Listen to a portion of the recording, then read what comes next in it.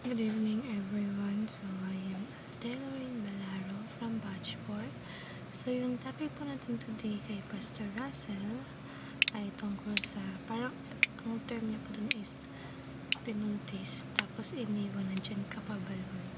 So medyo tricky lang yung title for me, pero if ever na napanood niyo po yung video is malalaman niyo kung ano yung gustong ipaliwanag sa atin ng Panginoon and of course ni Pastor Russell.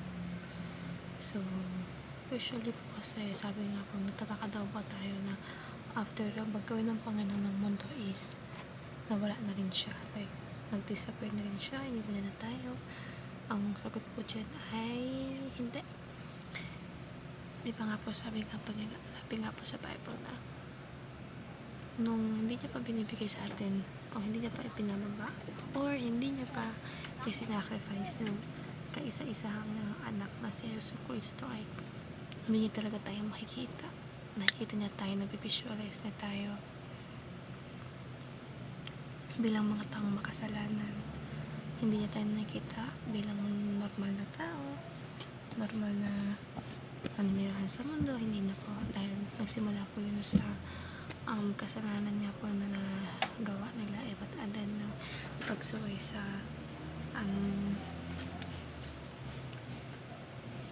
yung ipinagbabawal po na pagkain na prutas. So in that way po, ang kaisa-isang pinagbabawal ng Panginoon ay nagawa. So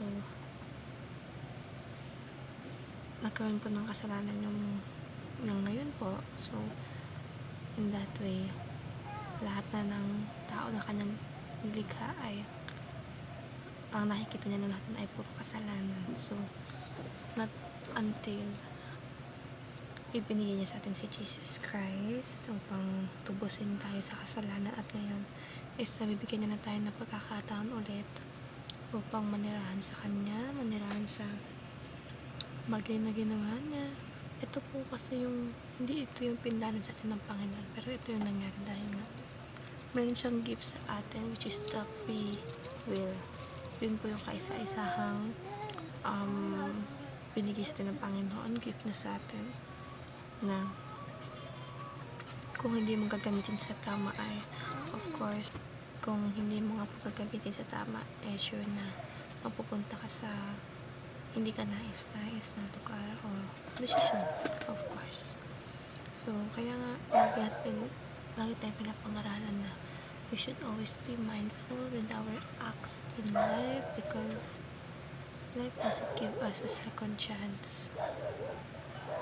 So for us to be able to avoid those wrongdoings, we should also ask someone. We should know our boundaries in life. We should know our limitations, and of course avoid doing wrongdoings, and panatilihin natin nagkakaroon tayo ng communication sa Kanya, kasi as long as nagkakaroon tayo ng communication sa Kanya, mas nagkakaroon tayo ng connection upang mas ma-avoid yung mga bagay na hindi gusto ng Panginoon para sa buhay natin. So yes po, ngayon ang sabi ko, hindi tayo iniwan ng Panginoon. Siya ay andito na actively seeking our Father, so we should always seek Him, praise Him, and worship Him. Thank you po, and God bless everyone.